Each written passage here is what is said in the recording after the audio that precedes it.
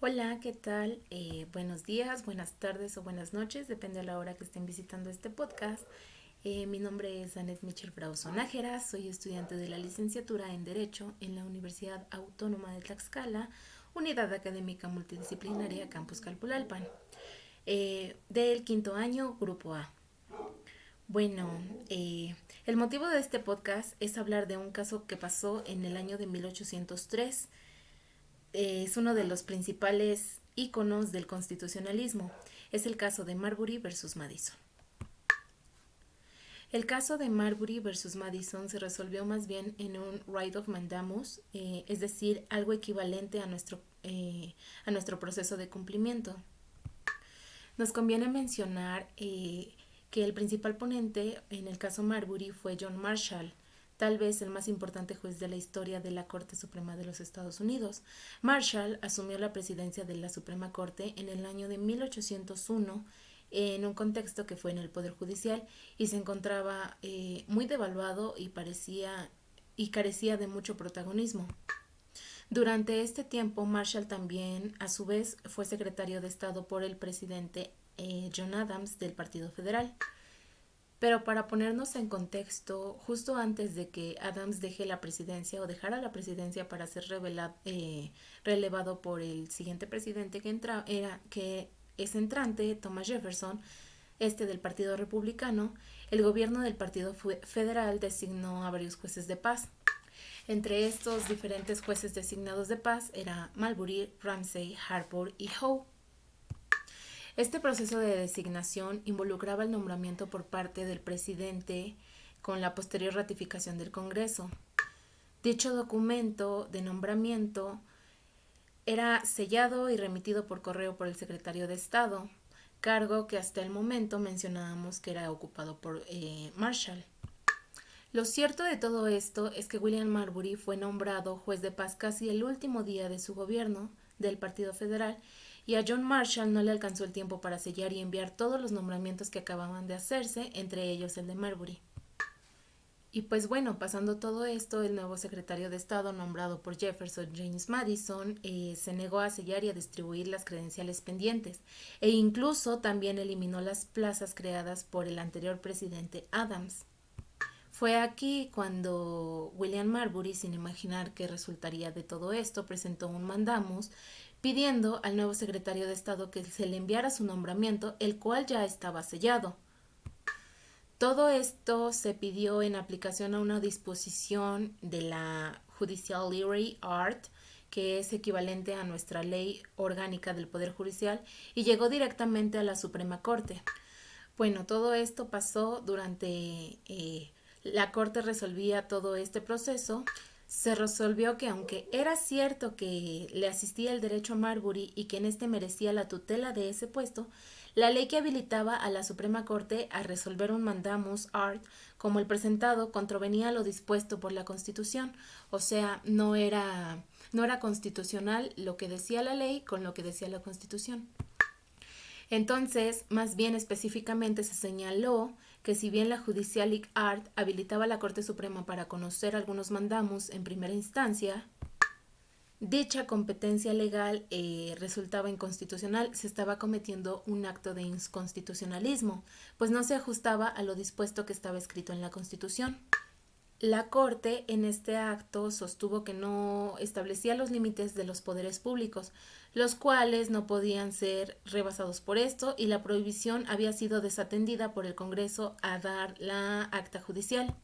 Lo más importante de esto, y siendo así, se declaró que la ley que establecía la competencia de la Suprema para que ésta resolviera el mandamus que se mandaba, no podría ser aplicada por ser inconstitucional. Era la ley, nos hablaba de la sección 13 de la ley judicial. Esta ley se consideraba inconstitucional, ya que lo que decía la sección 13 de la ley judicial era totalmente lo contrario de lo que decía la Constitución de los Estados Unidos, ya que la Suprema Corte en este caso no tenía la jurisdicción como tal de poder resolver el caso de Marbury versus Madison, ya que no se habían agotado las instancias anteriores por las que tenía que pasar el caso. Entonces, Así quedó desechado totalmente el caso por no agotar las instancias anteriormente establecidas o por las cuales tenía que pasar el caso. Se quedó establecido que no tenían jurisdicción en el mismo. Todo esto queda anudado a lo que nos dijo nuestro maestro que realizáramos, que es una resolución aplicada en México prácticamente por la Suprema Corte de Justicia de la Nación, establecido en las leyes que nosotros nos podemos basar, que es nuestra Constitución Política de los Estados Unidos Mexicanos, y también me basé en la Ley Orgánica del Poder Judicial de la Federación. Bueno, yo me basé en que los autos del expediente como tal encontré basado que era el 5 US 137 promovido por William Marbury en su carácter de demandante hacia la Suprema Corte de los Estados Unidos contra James Madison en su carácter de secretario de Estado de los Estados Unidos por los actos realizados al tomar posesión en su cargo actual, a fin de resolver el acto de hecho inconstitucional sustentado en el artículo, yo lo sustenté en el artículo 99, fracción X, párrafo 1 y 3 de la Constitución Política de los Estados Unidos Mexicano.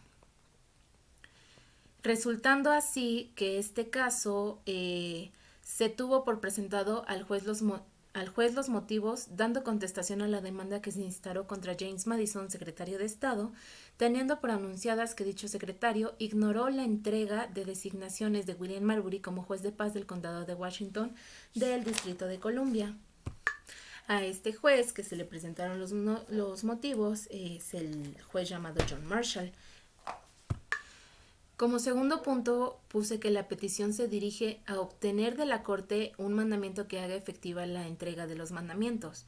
Como tercero, la retención de su nombramiento es por lo tanto un acto que la Corte considera no respaldado por la ley y por ello violatorio de legítimos derechos adquiridos. Como cuarto punto, puse que el presidente del tribunal, John Marshall, integrante del Tribunal Supremo, aclara que no tiene la facultad legal de dirimir el caso promovido por William Marbury. Todo esto por el caso que era inconstitucional. Y bueno, el quinto se dictaminó que la sección 13 de la ley judicial otorga a la Corte esas facultades de dirimir el caso. Sin embargo, esta sección desplaza a un acto inconstitucional porque amplía la jurisdicción original del tribunal a la jurisdicción definida por la misma Constitución.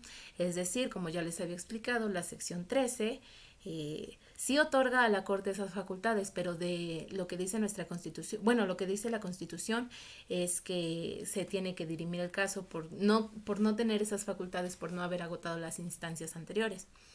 Entonces yo consideré que la Suprema Corte de Justicia de la Nación no tiene jurisdicción en el caso, ya que existen instancias de los tres órdenes de gobiernos obligados a cumplir con lo establecido en la presente. Sin embargo, al no utilizarse estas instancias, queda establecido desechar el caso por violar la supremacía constitucional, esto con fundamento, otra vez en la Constitución Política de los Estados Unidos Mexicanos, fundamento en el artículo 10, fracción 3 de la Ley Orgánica del Poder Judicial de la Federación y artículo 94, párrafo 5 de la Constitución Política de los Estados Unidos Mexicanos.